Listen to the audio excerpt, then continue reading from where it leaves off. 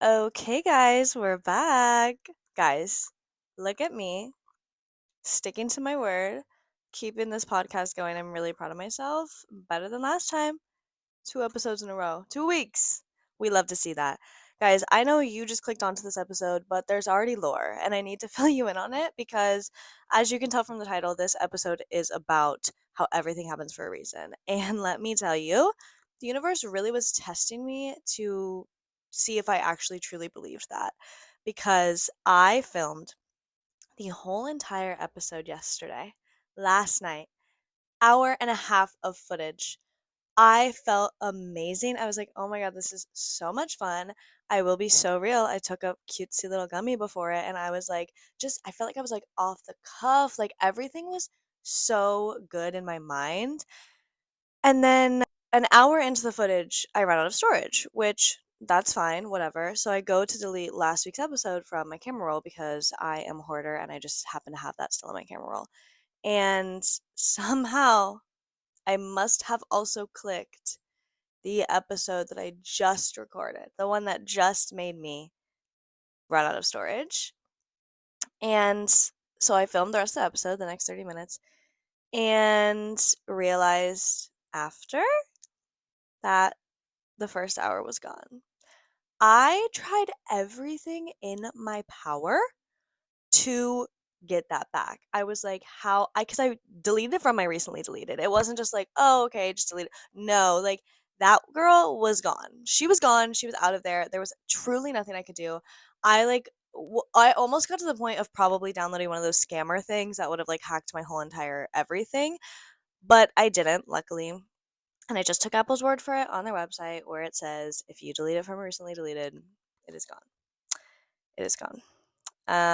So that that was actually so insane. I crashed out so badly, cried, screamed, just like had the worst time after that. And I literally was like, why? Like, why did this have to happen? Why? I was so proud of that episode. Like, I thought it went so well. Why? Like, oh my God. I took the whole evening to record that.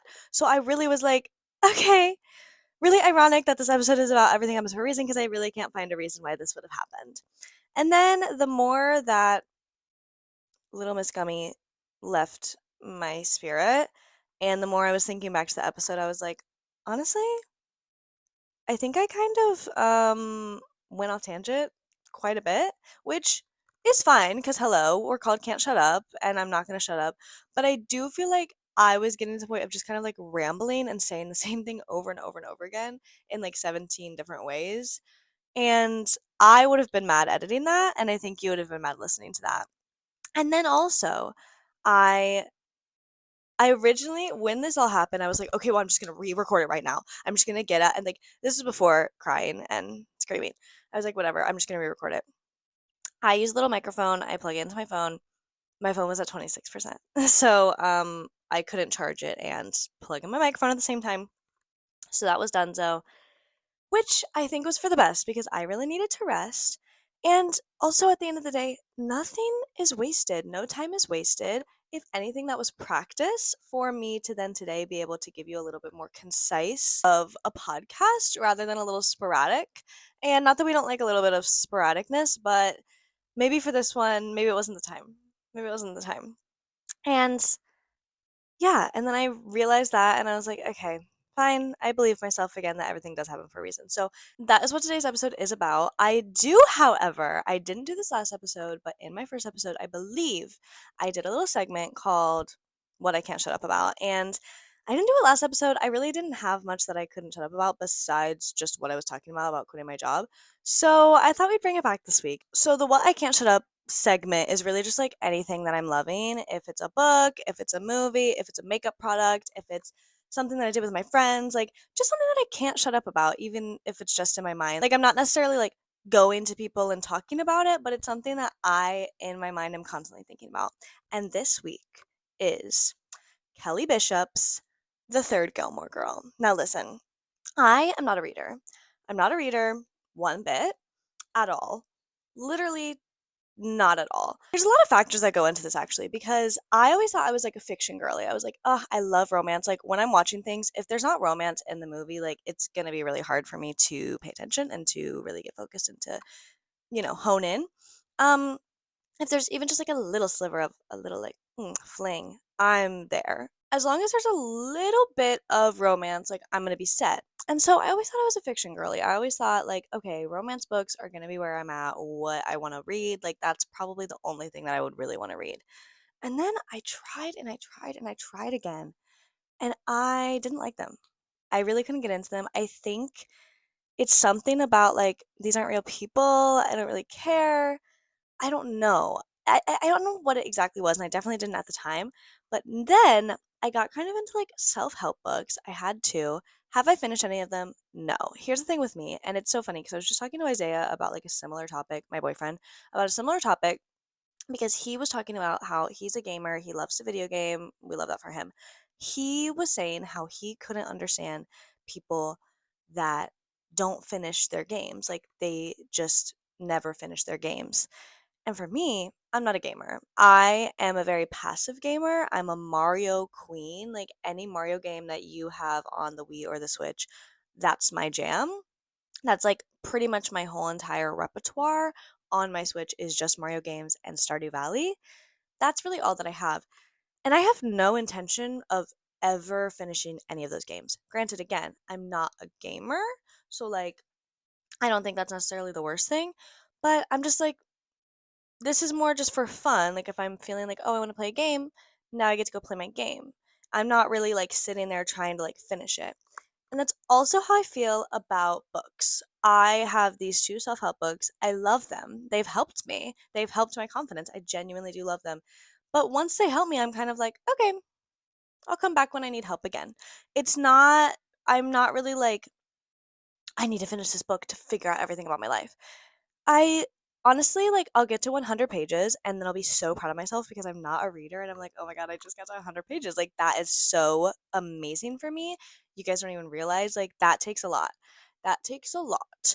And then after that, I feel like I kind of just like, I'm like, okay. And I kind of lose interest a little bit.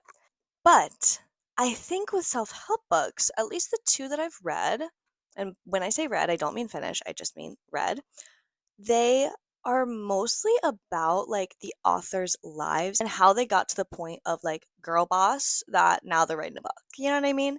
And I think that's what I loved about it is it's like, "Okay, I'm seeing your journey, and now you have all the confidence, so I believe you, and you wrote a book, and I'm gonna take what you say to heart." But it's because it's, like, about their real life, and it's about their real journeys and struggles and everything, and so I asked for this book, the third Gilmore Girl by Kelly Bishop, for Christmas last year because I saw she was coming out with it and I love Gilmore Girls. Hello. And I was like, it's Christmas time. You're thinking about your New Year's resolutions. And I'm sure one of mine was like to read more because it probably is that like literally every single year because I want to be astute. Like, I want to be smart. I want to be educated. But like reading, it really like has been so hard for me. Not kind of in the sense of actually reading, like, is a little bit of a challenge, like, maybe undiagnosed dyslexia, I can't even say it. And, like, I was a good student, but, like, reading was always something that I just kind of, like, struggled with, and the attention span of it, especially once I realized for tests that if you just kind of, like, skim through and find the answers, like, that's gonna be more beneficial for you because 'cause they're timed tests, you have to do it so fast. So, like, once I realized that, I was like, "Okay, so reading's, like, not important," which, hmm, something to think about. Something to think about with our education system. But yeah, so like I just didn't really care about reading. I didn't want to do it. It was not for me. I couldn't care less. But I always now in my adulthood wish that I was a reader. I wish that I could just like sit down and read a book. And so, along with this being what I can't shut up about, another thing I can't shut up about is the fact that my phone is constantly dying. I have really just been in the trenches this week. Here's the thing with me. I'm the kind of girl that I'll see my phone's at 7%. I will be sitting next to my charger, literally right next to it, not far away, easily access, like I can plug it in easily. I'll see it's at 7%, and I'll be like, okay, whatever. I've had to get to the point where I used to not have my percentage on like my main screen. It is on my main screen because I like need to see that it is going to die, because I will just let it sit there and like play on it. And then obviously like 10 minutes later it dies and I'm like, "Oh, oh my god, I should have plugged it in." Yeah, girl, like what? So, because that has happened time and time and time again, now my battery sucks. Like now it's actually the worst and it takes literally nothing for my battery to go down and for it to get really low. So, there's been a few times this week, probably 4 or 5. I'm not even exaggerating. This is not an exaggeration. Where I have left the house with less than 20% and I'm going like an hour away to babysitting and I don't have a portable charger. Like, I am a prepared person, so I don't know what this week kind of like ensued and got me to that point. One of the days I left and I grabbed Isaiah's portable charger. It wasn't working. It wasn't working. So I texted him and he's like, "Oh, you just need a cord." So I go and buy a cord. Well, the USB plug also isn't working, but the USB-C plug did. So the one that I bought was USB, so it still wasn't working. So I was on like 7% going an hour away to somewhere that I've never been before. I've never babysat for this family before, ever. And I literally, okay, listen, I'm gonna sound like a really annoying Gen Zer for a minute, but I did feel like I was in the old times. Like I was like, ah, okay, I need to memorize this address. I need to be super aware. I'm like not using my GPS. I'm literally just like remembering how to get there, using my natural skills of navigation to get me around and to get me where I need to go. And I was really pissed off because hello, my phone was dying. But I got there. I memorized their address. I memorized what stop I needed to switch on a plate like to somewhere I've never been before. If it was somewhere like work or whatever, of course I can get there without a GPS. I have never been there before ever. So that was kind of a lot for me as someone who is maybe not super directionally. I don't know. I don't think I'm directionally challenged, but like I also don't think I'm always the best. I do kind of sometimes get on the wrong train, going the wrong way, things like that. Um, so yeah, I was a little scared. And by the time that I got off the train, I had 3%. And I had to look at my GPS just to see which way I was supposed to walk because I couldn't figure that out on my own. I tried really hard, didn't happen. But because of that, yesterday, I again didn't realize that I left the house with 20% battery. I don't know how I do it. I really don't know how I do it. I think it's because before I could be on my phone in the morning or for like hours and the battery wouldn't go down because it hadn't died over and over and over again. So normally it would be at like 60%. It's like, oh, I can get through the day. Now that's not the case. Now it gets down to 20%. So then I leave and I'm like, ah, okay. But you know what I did yesterday? I grabbed my book. So I got to read her a lot yesterday because, like I said, no battery. And I did end up buying a new portable charger when I was out. That's the thing, too, is like the bodegas and CVS's have seen me this week because I bought a little cord from that bodega from earlier for Isaiah's charger. That didn't work. Then the next time that it happened, like a few days later, I tried to go into a CVS and get a portable charger. Actually, that might have been the same day. I don't remember. One of those days, I tried to go to CVS and get a portable charger. They did not have one. But then yesterday, when I was in the same predicament, somehow again, I went into CVS and they had a portable charger. And I think it's going to work really well for me. It's one of those that you just like stick on the back of your phone. I think that's the best. I don't need to have a cord. It can just like charge it from the little circle thing on the back of my phone. Perfect. Actually, couldn't ask for anything better. Um, and I was able to charge my phone a little bit before going to babysitting, which was really, really nice. But I was able to read my book and literally just feel so studious on the train and just, like if you're reading a book on the train, like you kind of do feel like you're better than everyone. You can't lie to me. You cannot lie to me. You look around at everyone, you're like, ah, you guys are all on your phones. Whatever. I'm reading a book. I'm astute. I am studious. And even though I'm literally just reading about Kelly Bishop's life, I'm eating it up because also she was in the original chorus line. If we don't know, I'm a theater kid. I went to school for theater. Even though I'm not really doing it right now, I will always have a love. So it's really interesting to hear about how different, one, how different New York was when she was living here, how different getting a job in the industry was when she was living here, how different just like everything was, and also just hearing about her life, like her upbringing is so different than I ever would have imagined just knowing her mostly from Gilmore Girls. I would have never thought that she had the upbringing that she did, and it's really just so interesting to hear. And it's so, I don't know if candid's the right word, but it's just so like matter of fact. I think like when you get to this age and everyone, oh, my neighbor's home. Can you hear that? My neighbor plays like the same three songs. I think he's like a DoorDasher or something. He plays the same three songs. It's either opera or I don't remember the other ones. They're like kind of humorous to me, and I'm not trying to, make fun of him, but they are humorous to me and they're just like so dramatic and it's just the same three songs. It's not like a genre. It's literally just like a rotation of the same three songs. So that was one of them if you could hear that. I think because not to be morbid, but most of the people that she is talking about with her family have passed away. I feel like she can easily talk about the good, the bad, and the ugly.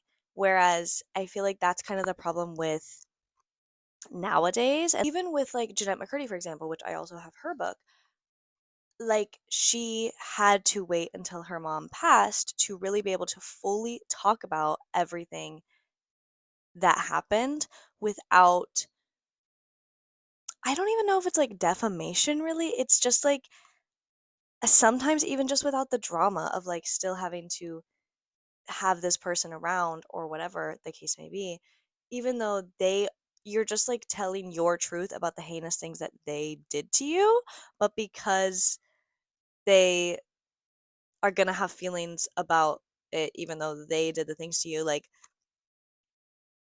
when they're past, you can talk about whatever you want. And that's what I'm trying to say. And it's morbid. It is. It really is.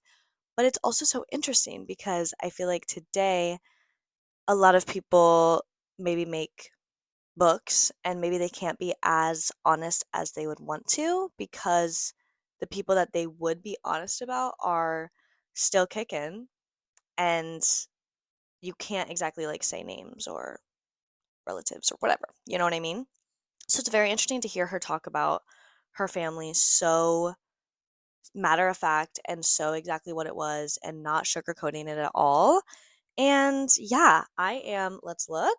I am 47 pages in, guys, and that's a lot for me.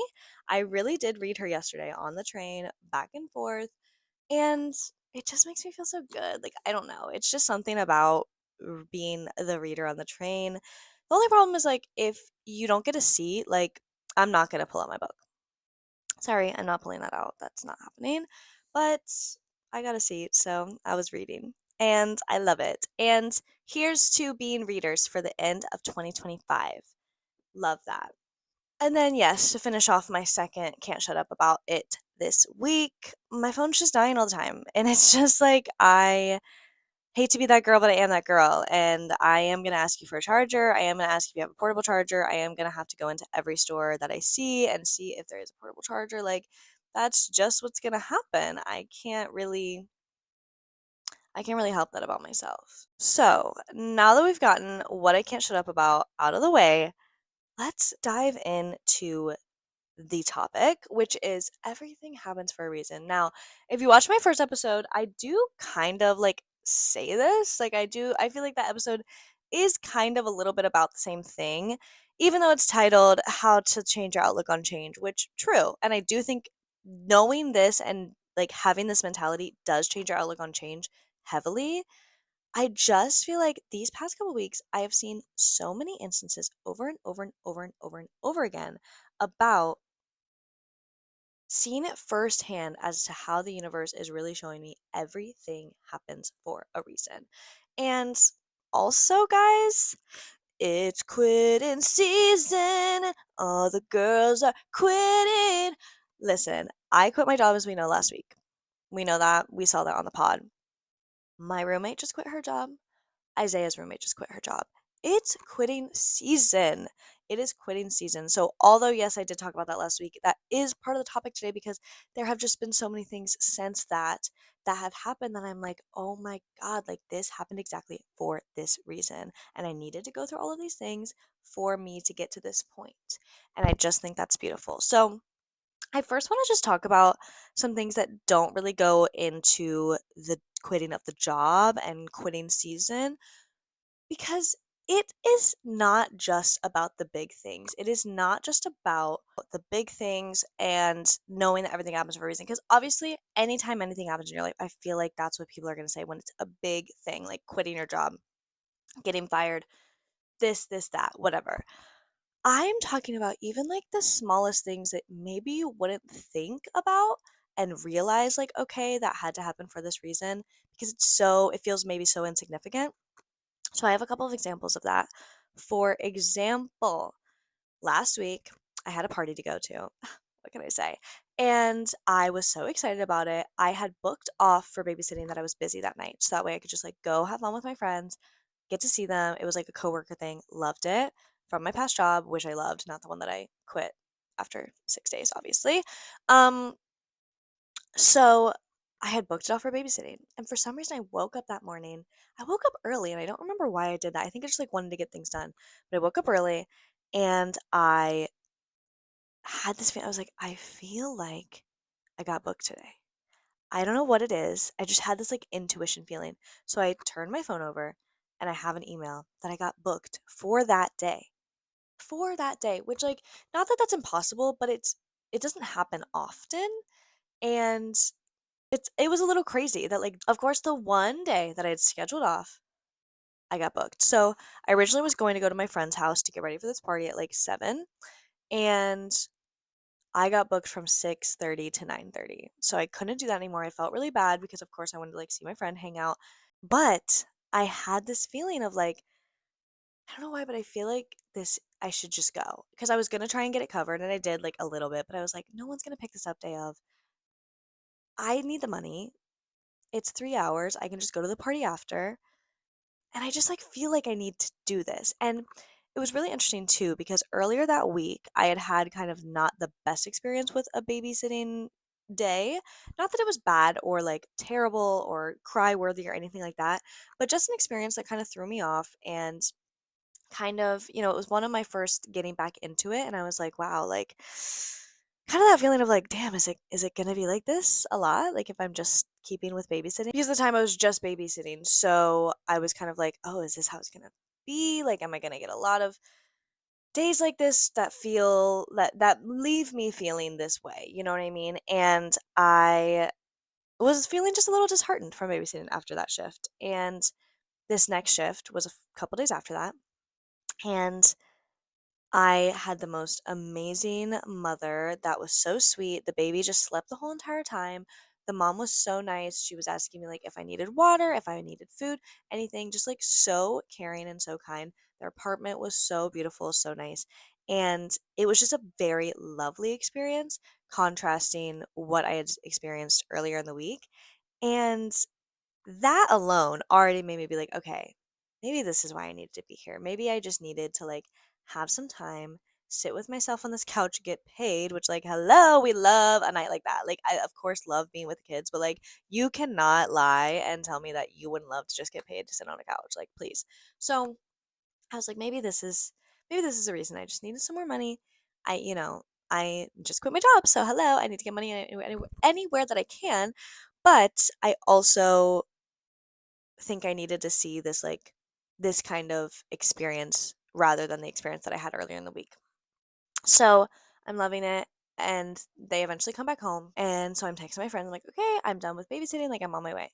And so I need to preface this next part with I have extreme emetophobia, fear of puke, if you don't know what that means, and OCD. I have panic attacks if I'm around puke, if I'm around that happening. Like, it doesn't work for me. And so I text my friend and I'm like, oh my God, I'm on my way. And she's like, can't wait to see you. So excited. It is a little chaotic here because one of our friends has been puking for the past hour.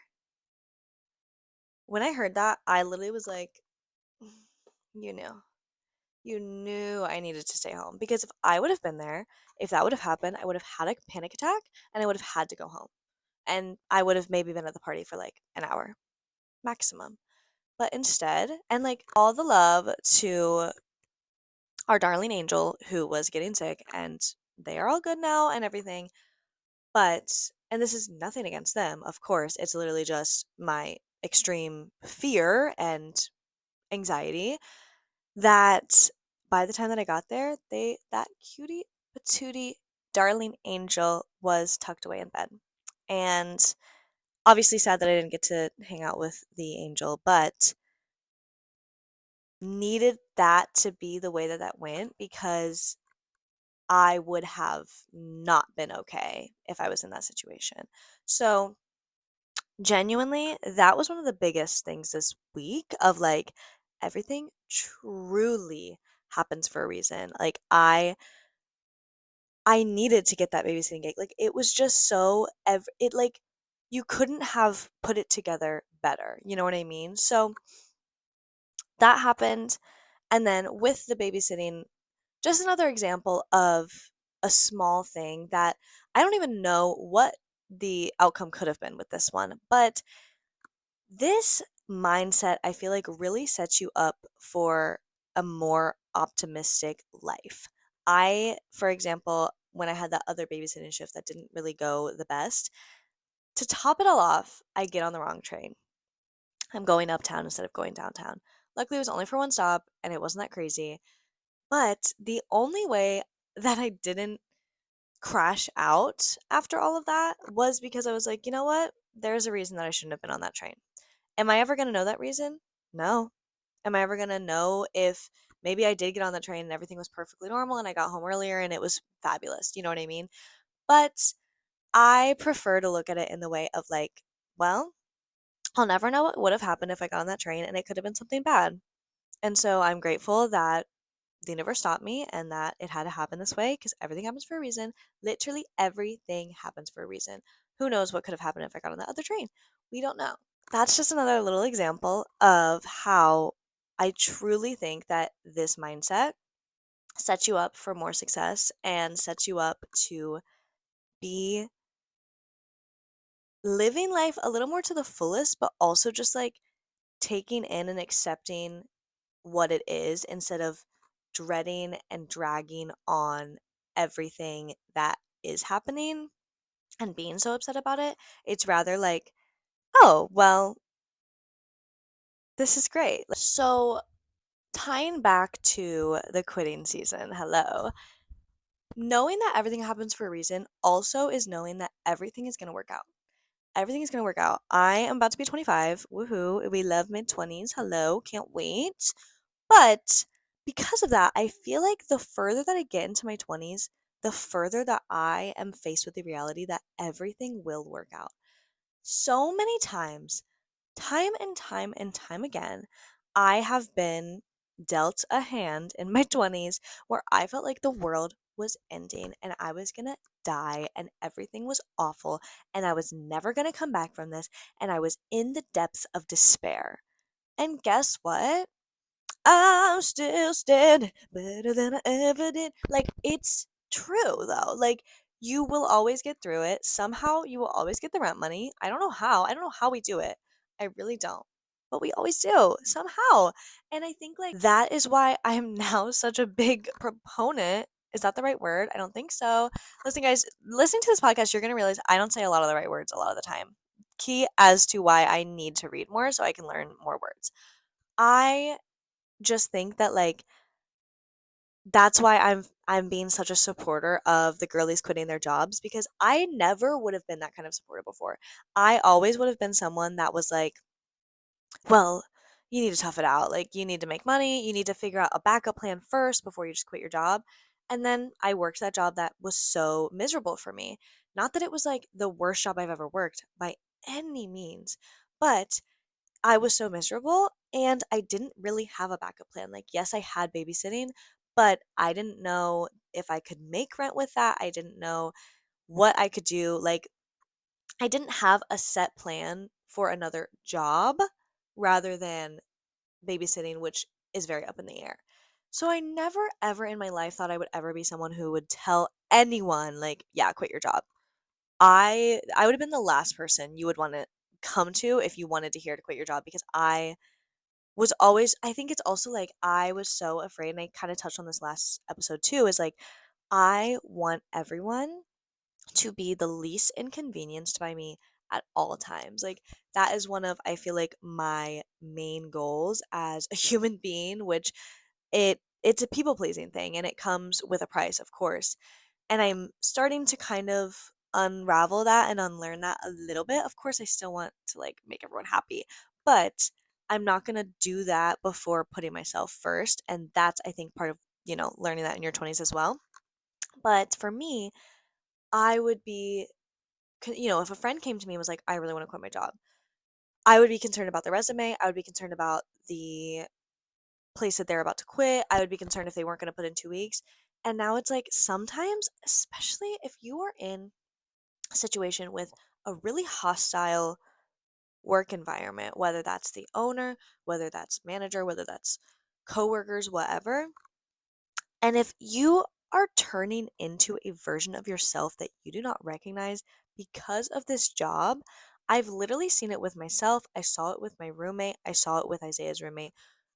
The jobs were making us miserable. And I think we also kind of, I hate the notion that like, oh, well, everyone just hates their job, because I do feel like it kind of makes us stay in these situations that are not good for us, because we're like, well, everyone hates their job, so like I'm just gonna have to hate my job, even though I really, really hate it and it's really making me like a miserable person. And I really just feel like I don't even know who I am anymore because I'm just working all the time and so miserable, but I'm making money and I'm paying rent, but I'm basically just doing that. I'm not doing anything else that I aspire to do. And I'm not seeing anyone because I'm just working all the time. We do all of that because I think a big part of it is because we have this mentality that like everyone hates their job. I hate that notion. I don't want to go into my life and think that I'm always going to hate my job. And like that's the other thing with these jobs. I'm not saying that there's no one out there that doesn't strive to be a server for the rest of their life. Obviously, I've watched Vanderpump Rules. Like, I know that there are people that really do hone in, and that is their niche, and that is what they love to do. And serving people is everything to them. And applause to you. But I will say that for most of New York, and I'm sure most of other places too, most people do not want to be a server for the rest of their life. Most people are serving before they get their dream job, whatever that may be. And they're working for rent before they get what they're looking for. And so I think that also in turn makes us kind of think that like, oh, well, since this isn't my dream job, it's just going to be shitty and terrible and like that's okay. Which, yeah, I'm not saying you have to love every single part of your job, especially if it's a day job that you don't necessarily thrive to do for the rest of your life. You know what I mean? But I think realizing that, of understanding that like, yeah, this isn't what I want to do for the rest of my life. So why am I putting myself through these miserable interactions and days and weeks to, in my case, a lot of the time, to please the people in charge, to please the owners, to please the managers? I'm putting myself on the line so much because I'm so worried about them, which also could be you're worried about your job. If you don't do what these people say, they could fire you and then you don't have a job. But I think like realizing that, and if you are at the point, of course, I'm not saying to quit your job if you just like hate your job a normal amount. You know what I mean? Like, yes, I hate the notion, but it is true. A lot of us don't really like our jobs. So if you just hate your job like a normal amount and you're making rent and you can just like complain about it with your coworkers, like this is not advice for you. This is advice for people who are in a job that makes them feel so miserable and is altering how they feel about themselves and altering how they go about their life. Because genuinely, that is how I felt at the last restaurant before I quit. I did not feel like myself. I was oversleeping. I was not talking to anyone. All I wanted to do was sleep, rest up for work, go to work, sleep, rest up for work. On my days off, I wouldn't want to do anything. I would just want to rest because I was so exhausted. That is not how we have to live. Because you know what? My coworkers, they weren't living like that. I told one of them that I was sleeping in until 1 every day, and he was like, I wake up at 10 every day, and he's getting off later than me. They are built for that. I'm not built for that. And that's okay. And it doesn't make me a bad person. It doesn't make me lazy, and it doesn't make me awful or whatever. That's just not the right fit.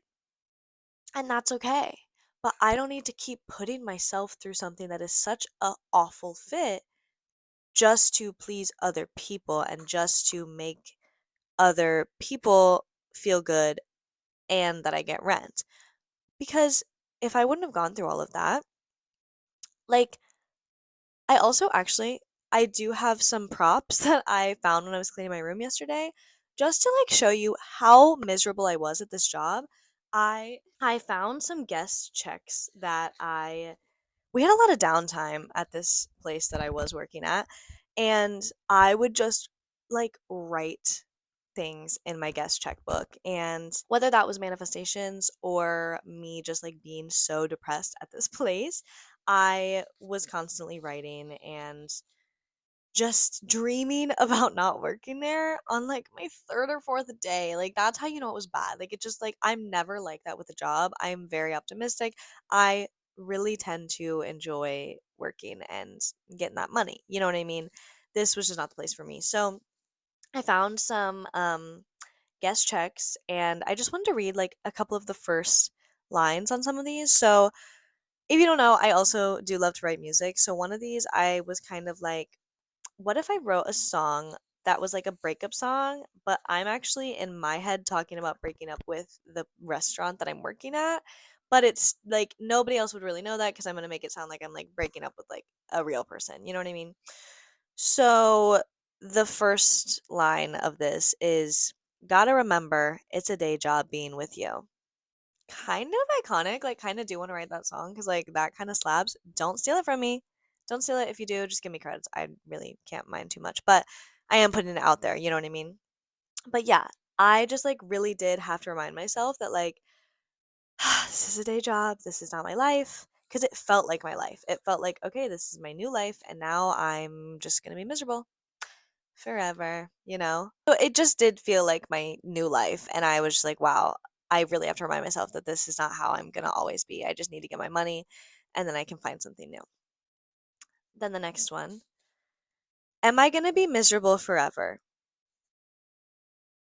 Girl, like clearly I was so depressed there. Like clearly I genuinely was like, this is my rock bottom, even though I'm so grateful to have a job and I'm so grateful to be getting money. It's not a good fit. It's not working out. And then the last one, I want a morning job. This was more of a manifestation one. And guess what? It came true because you know what?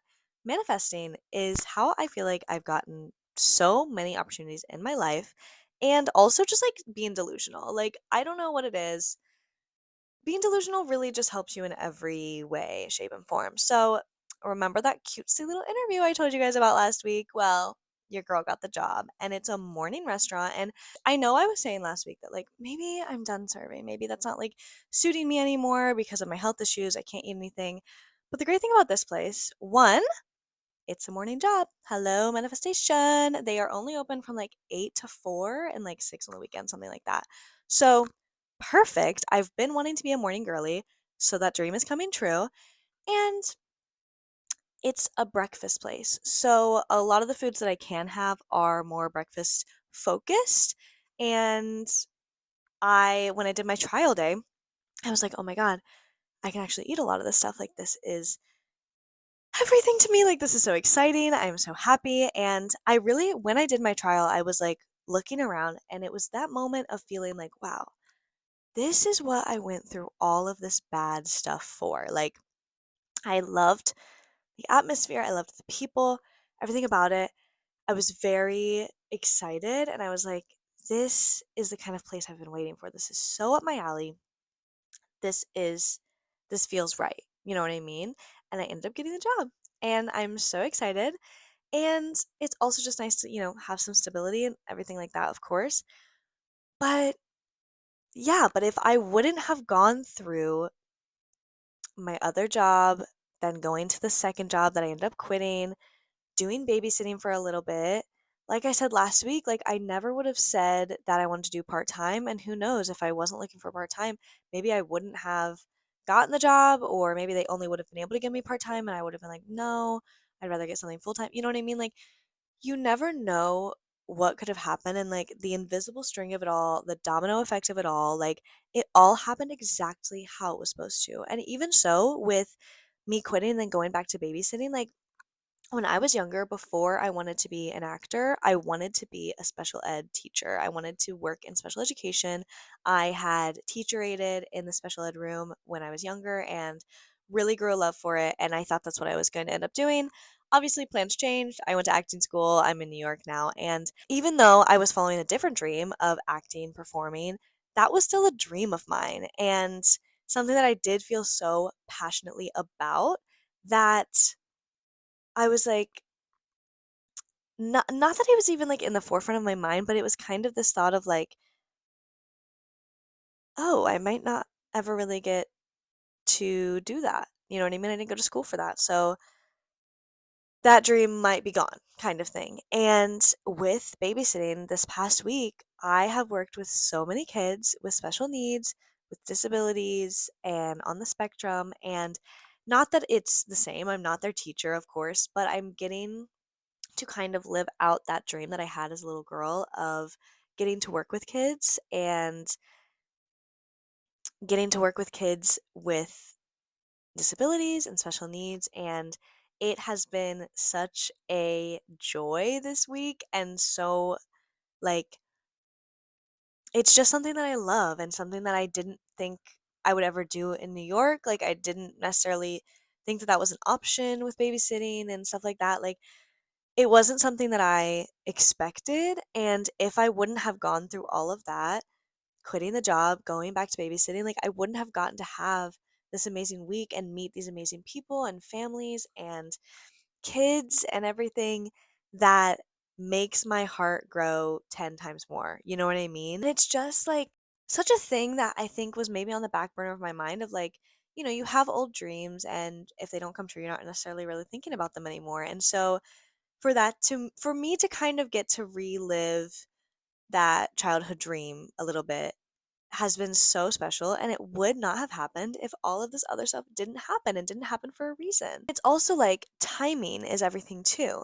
2 years ago, I was working at this restaurant that it was so terrible. They were 1,000% stealing our tips, and we all kind of knew it, but we didn't really know what we could say or do about it or anything like that. And we also were all just like trying to get by. We needed money, so there wasn't really a lot of options in our mind. And I was so miserable at this job. And I know, like, the more I keep saying all these jobs that I'm so miserable at, I don't know how I get so lucked out in the opposite way with these jobs, because I promise, guys, if you don't know me in real life, I am a very hardworking girl, and it takes a lot for me to be miserable. I am very optimistic, positive, girly pop, so the fact that I just keep getting these jobs over and over again that are like tearing the life out of me is obviously some kind of lesson that I'm supposed to learn with the universe. And I hope that I've learned it, because I'm really kind of like fed up with learning this lesson. But you know what? Like, that is what it is. And it all, I think, has driven me to really finding what my next new dream is. I had the dream of being a special ed teacher, I had the dream of being in theater, and now I do have the dream of working in social media, working with a brand, working freelance, doing my own social media, and now I'm really getting to like live that out, which is so nice and so exciting. Anyway, back to the topic at hand. 2 years ago I was working at like terrible restaurant, hard labor, long hours, little money, and I remember my roommate, I had gotten her into the babysitting company that I was in, and I wasn't doing babysitting. I had like one family that I would sometimes go to very here and there who had like an infant child. Honestly, my favorite age range. Like, I love toddlers and younger. I of course love all of the children, but toddlers and younger is like where I thrive. Every babysitter I feel like has their age that they're like, yes, like this is what I love, and that's mine. But I also, now that I am working with older kids, it is kind of fun and getting to like talk to them and pick their brains and stuff like that, and seeing like the little human and like the little adult that's not an adult because obviously they're a kid, but like just seeing how they operate and stuff. It's so interesting. Anyway, um, but at the time she was babysitting and she was like, why don't you just babysit full time? Like, I feel like you could make the same money, if not more money. Like, why don't you just do that? And at the time, she was working with a lot of older kids and she was like having to walk them to and from school or whatever. And to me, because I was so miserable and so overworked and so underpaid, the thought of like additionally walking 6 blocks with a 10-year-old that I need to make conversation with when I'm like fried, like my brain is fried, my body is aching. All I want to do is rest, go to work, eat, sleep, rest. You know what I mean? So the thought of that was like, oh my God, I could never do that. I could not work with kids right now. Like, like that would just be so much. When it's like, girl, you're on your feet for like 7 hours a day. You can't walk 6 blocks with a kid. You know what I mean? Like, but I was just so miserable that I couldn't even see how that could have been a better possibility, a better opportunity. And with me quitting my job last week, it was like, this is your only option, babe. And also, I wanted to do it. I was excited about that. I haven't babysat in a while, and I love kids. And I was in a much more optimistic mindset where instead of being like, definitely if I was still at that job and I didn't quit, there's no way that I could have ever babysat because I was so tired and, like, it was just not gonna work. But since I wasn't working there anymore, I had all the time in the world, it was like, "Oh, I have all of the energy I could ever give to these kids I have now." And that was also the problem too before, is like, not only do I not wanna take out my energy for myself, but, like, I don't wanna take this energy and give that to these kids. Like, they deserve more than the energy that I can give them. You know what I mean?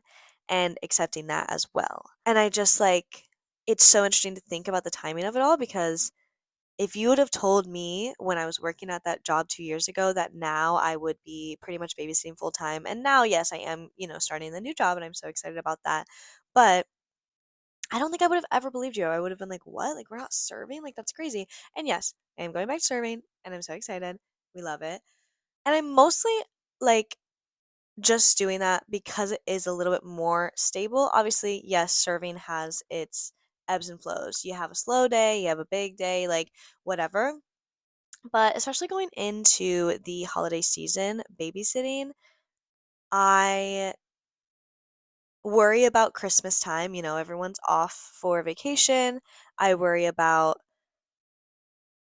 after that. Like, I just like to have a little bit of both. I love that I'm going to get to do babysitting part-time and the restaurant part-time, and that is really exciting for me, and I'm so pumped. And honestly, like, also in the same vein of everything happens for a reason and holidays, I bought my tickets to go home for Thanksgiving while I was working at the job before I quit it, because I had asked them. I was like, "Hey, like, do you guys because some places, they don't want you to go home, they want you to work every holiday or whatever." I didn't know how this place we're in, so I didn't want to order anything or buy my tickets or anything until I knew that it would be okay for me to go home.